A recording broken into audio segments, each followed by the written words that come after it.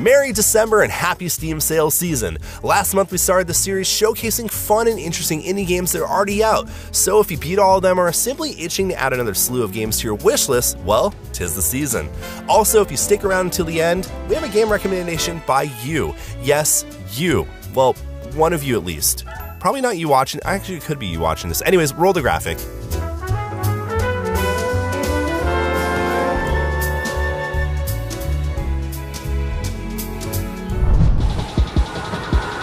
Throwback horror is definitely having a resurgence, and Sorry We're Closed is further proof of that. In this survival horror game, you make your way through London, blending fixed third-person camera angles with first-person combat, all while trying to escape the curse of a lovelorn demon. Everything about this game oozes style, from its neon color scheme to its soundtrack and to the fact that you use your third eye in combat and exploration. If you're longing for a Resident Evil throwback with more rave culture influences, seriously, everyone is super well dressed in this game. Sorry We're Closed is out now on PC. Back and forth, hey, back and forth, hey, yeah.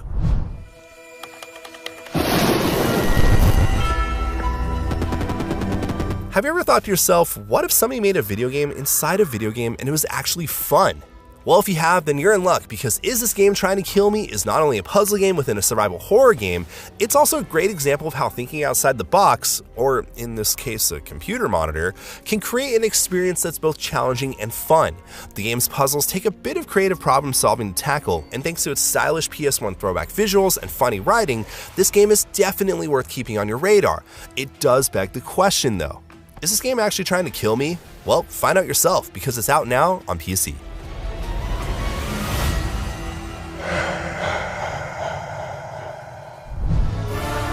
As gods clash, this fleeting balance between light and darkness.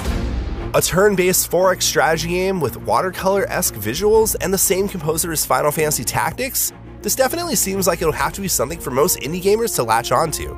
Songs of Silence is a beautiful epic fantasy game about conquering a lush and diverse map full of enemy armies you can take on with the aid of cards that unleash battle-changing powers. You can charge into battles alone, alongside a friend, or turn that friend into an enemy for a new challenge. Songs of Silence is available now on PlayStation, PC, and Xbox. May your hymn echo across the worlds.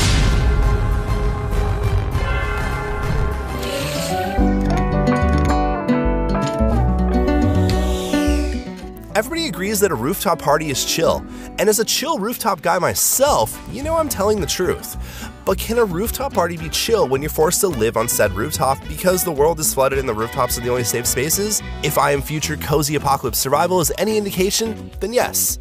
This has all the survival game staples without the stress. You fish, scavenge, build, garden, and manipulate robots to do your work for you. Pull the wiring out of a TV and build an air conditioner. I Am Future Cozy Apocalypse Survival is available now on Steam.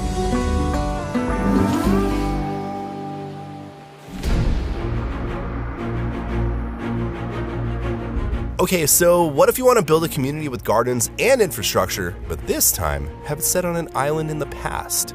Then Sengoku Dynasty may be worth a look. This game has a lot of these survival crafting genre staples, but with katanas. In between parrying and sword combos, you'll create a community filled with farms, villagers, and crafting, all in service of growing your dynasty. If your dynasty is built upon collaboration, well then feel free to invite a friend along for the ride with online co-op.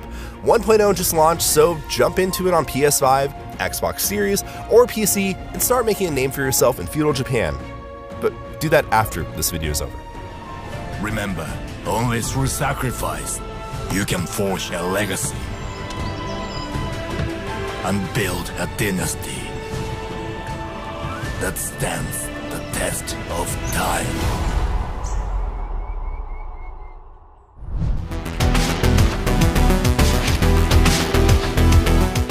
While the idea of trying to find your way out of a subterranean alien world may sound horrifying, Techtonica is anything but. You're tasked with uncovering the mystery of a world by building complex machinery that looks as if Dr. Seuss was the engineer. The good thing is that there are enough conveyor belts, processing plants, and terraforming opportunities to keep you busy throughout the end of the year. Find yourself in a beautiful bioluminescent world and destroy it in the name of efficiency. Techtonica is available now on Steam, PS5, and Game Pass. The free lands are vast and shrouded in mystery. In Mirthwood, you flee a war-torn land where you have to fight a ton of bandits and scary creatures. So out of the frying pan and into the mythical fire. Am I right? Of course I am. No need to answer that one. This looks like a fun throwback RPG with a reactive open world with some good old-fashioned homesteading. Go out, slay some bad guys and werewolves, and bring the loot back to your new medieval friends, all while leaving a trail of dead bodies all along the way. Fun! Mirthwood is now out on PC. But remember, if you gaze long into an abyss, the abyss gazes also into you.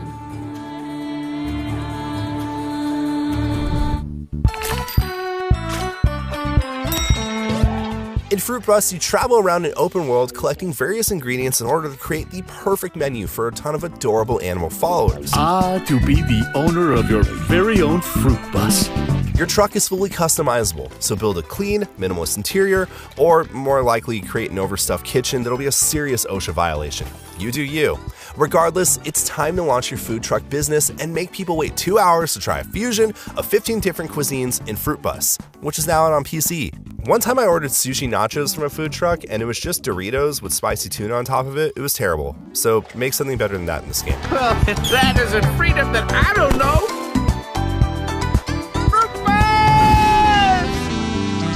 Fruitbus!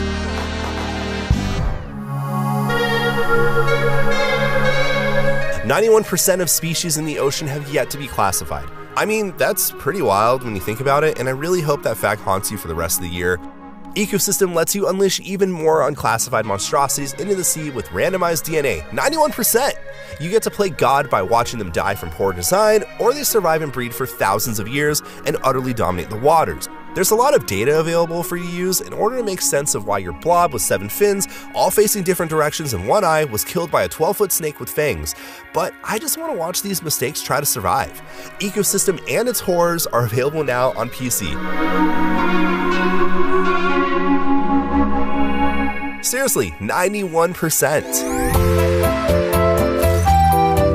Sometimes a game nails a name so thoroughly, you can't help but click on it. Trash Goblin is indeed one of those games.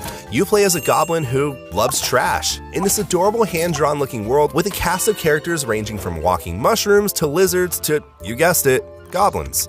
You love trash so much you dig through it to find hidden treasures that you then clean up and sell to trusting community members.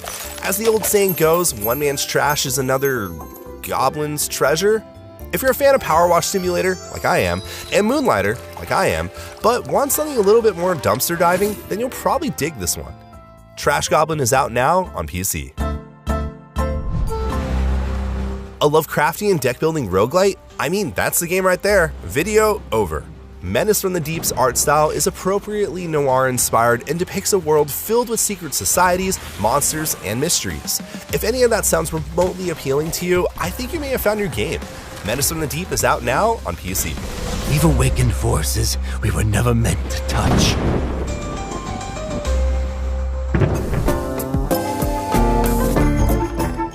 If you thought simply making a meal with your significant other and Overcooked was a perfect way to end a relationship, what if that meal was a train?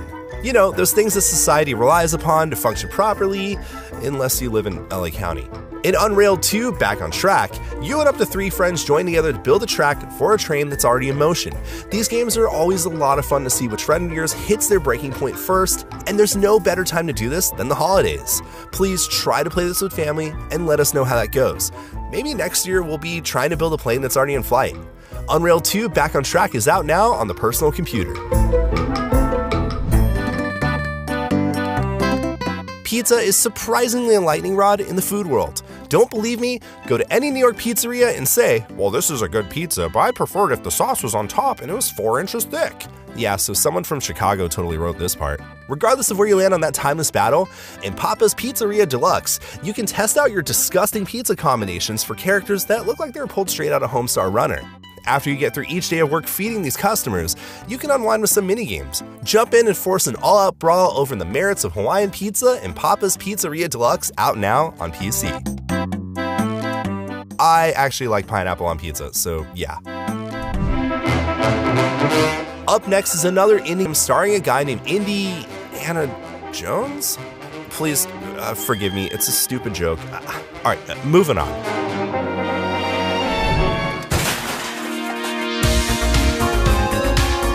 Mind Over Magnet is a puzzle platformer from the mind of Mark Brown, who you may know better as this guy. Hi. I'm Mark Brown, and this is Game Maker's Toolkit. A soft-spoken British gaming journalist, analyst, consultant, critically acclaimed YouTuber, and now a game designer. Everything I want to be when I grow up. In Mind Over Magnet, you explore what seems to be a magnet factory, as you swiftly solve a series of on-screen puzzle chambers involving things like switches, conveyor belts, giant drill bits, force fields, and of course, magnets. You know, typical magnet factory stuff. It's a short and sweet experience that scratches an itch and lasts about 2 hours, which is fine. A 2-hour movie is more expensive and you actually have to leave the house for that. If snackable puzzles are your bag of chips, then it's definitely worth a look. But what makes Mind Over Magnet especially noteworthy was its development process. On top of being a Patreon-driven one-man team, Mark Brown developed the whole game with the explicit intent of sharing the process as a case study via his YouTube channel. And this is the real game.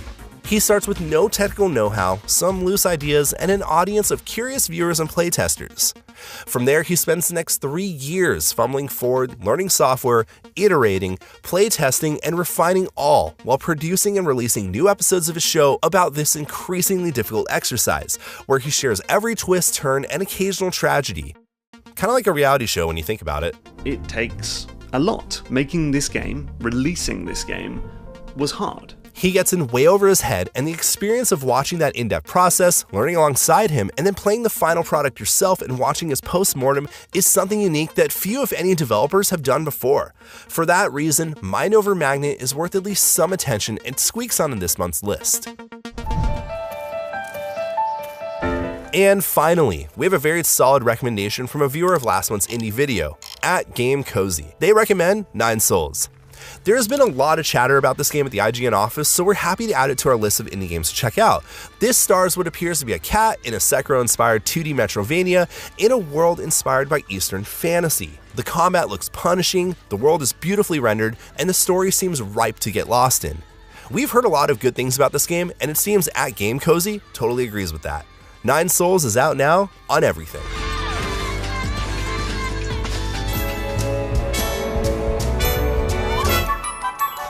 And that about does it for our top indie games out now to dive into for December. We hope that at least one of these games carries you through the coldest months and the warmest of holiday gatherings. Did we miss anything? What games should we check out in January? Let us know. And for everything else indie games and gaming, keep it here at IGN. 91%.